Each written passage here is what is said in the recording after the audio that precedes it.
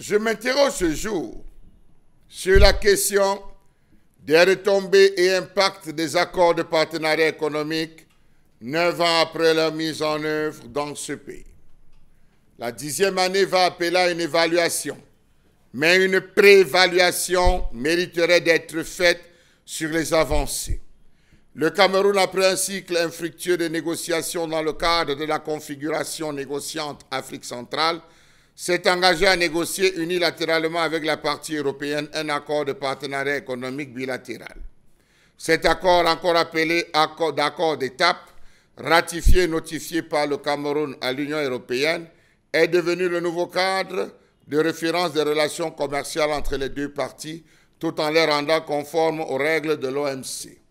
Le choix du Cameroun, à la différence des autres pays de la configuration négociante Afrique centrale, de conclure cet accord de libre-échange avec l'Union européenne connaît une appréciation différenciée, variée des différents acteurs et analystes de la scène économique régionale, continentale et internationale. Pour certains, cet accord qui modifie les relations commerciales entre l'Union européenne et le Cameroun, jadis encadré par les conventions de Yaoundé et de Lomé, est un plomb dans l'aile de l'économie camerounaise qui est au demeurant jeune, fragile, donc incapable de soutenir une compétition de grande ampleur et de niveau international. D'autres, en revanche, estiment que le choix opéré par le Cameroun est tout simplement stratégique et correspond aux impératifs internes de restructuration et de reconfiguration économique dans une perspective d'émergence du pays à moyen terme. Le secrétaire général du ministère de l'économie a, dans un entretien accordé, expliqué qu'en 9 années d'existence, les APE ont été extrêmement bénéfiques pour le Cameroun, partant du fait que le nombre d'opérateurs économiques directement bénéficiaires est passé de 229 pour la première année à 344 pour cette deuxième année d'application de cet accord commercial. Selon les chiffres officiels, 4137 opérations d'importation ont déjà bénéficié des facilités liées à l'accord de partenariat économique entre le Cameroun et l'Union européenne. Ces opérations comptent pour une période de 24 mois. En valeur numéraire, ces marchandises importées de l'Union européenne en franchise de douanière sont évaluées à 156,3 milliards de francs CFA. Par ailleurs, le nombre d'opérateurs bénéficiaires directs connaît une évolution à la hausse. Parti de 229 à la fin de la première année du démantèlement tarifaire, ce nombre est désormais de 344, soit une augmentation de 114 nouveaux bénéficiaires au cours de la deuxième année du démantèlement. Sauf que cet avis n'est pas partagé par les membres du GECAM, qui pensent que le Cameroun a été floué dans ces accords, qui ne bénéficient qu'à une petite frange de personnes dans ce pays. On a vu les dernières sorties du GECAM, histoire de réclamer en ensemble davantage d'exonérations qui étaient accordées aux uns et pas aux autres. Comment comprendre que depuis la signature de l'APE entre le Cameroun et l'Union européenne, c'est-à-dire 27 États, les évaluations rigoureuses de cet accord jusqu'à ce jour sont rares. Pourtant, les APE visaient à instaurer une zone de libre-échange entre l'Union européenne et les pays ACP avec suppression immédiate des droits de douane sur les importations européennes des produits ACP.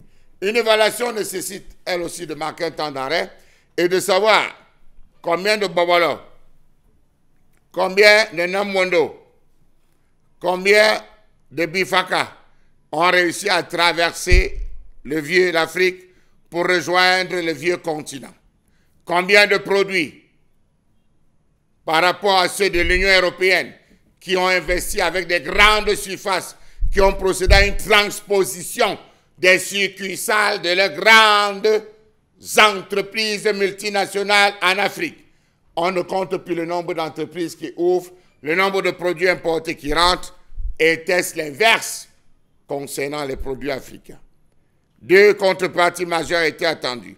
La suppression progressive des subventions agricoles européennes et une hausse significative de l'aide au développement, notamment pour moderniser les infrastructures, l'agro-industrie, l'industrie en général et accompagner les réformes institutionnelles. Ces engagements sont laissés jusqu'à ce jour lettre morte.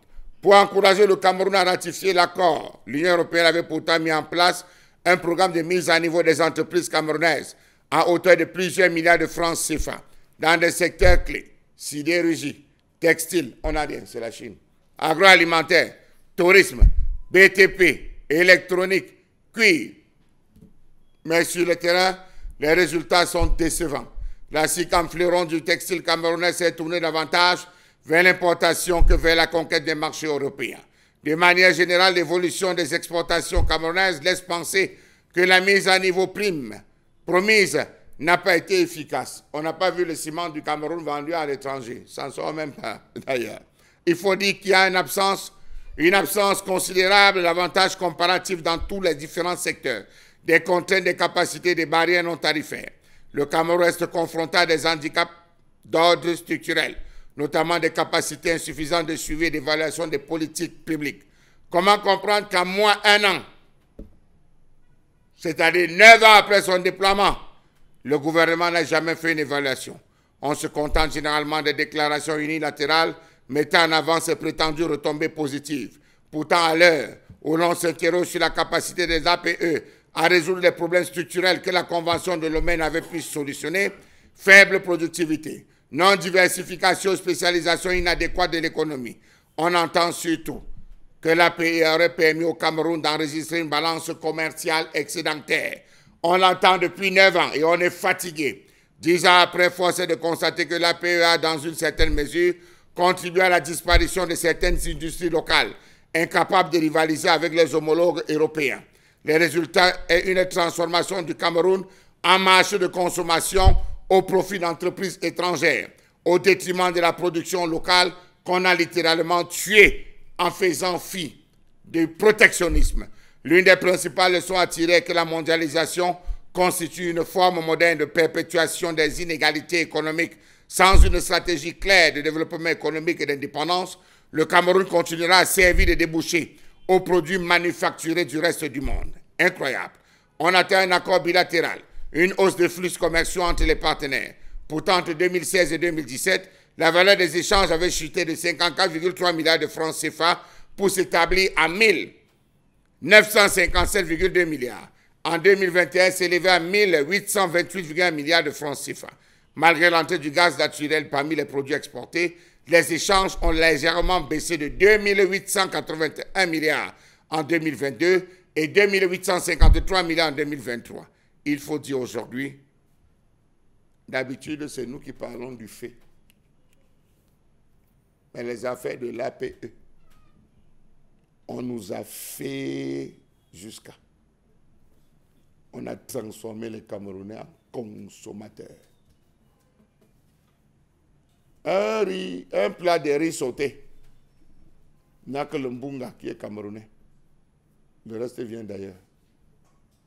Les émincés de bœuf n'ont pratiquement rien. Rentrer dans une maison, le Made in Cameroun n'existe pas. Ça n'a jamais existé. Ce n'est même pas en voie d'exister. On vous a proposé l'impôt substitution. Cet impôt substitution devait-il casser, briser les liens de l'APE? Je vous annonce qu'il y a 3 multinationales qui sont encore en train d'arriver au Cameroun. Elles ont déjà les espaces. Elles ont pratiquement tout. Regardez la ville de Douala. Vous allez vous rendre compte que les supermarchés désormais se marchent dessus. Les multinationales se marchent littéralement dessus. À Bonabéry, elles se bousculent pour ouvrir. Chacun veut ouvrir. À l'entrée pénétrant, on veut ouvrir. Parce qu'on veut vendre des produits qui viennent d'ailleurs.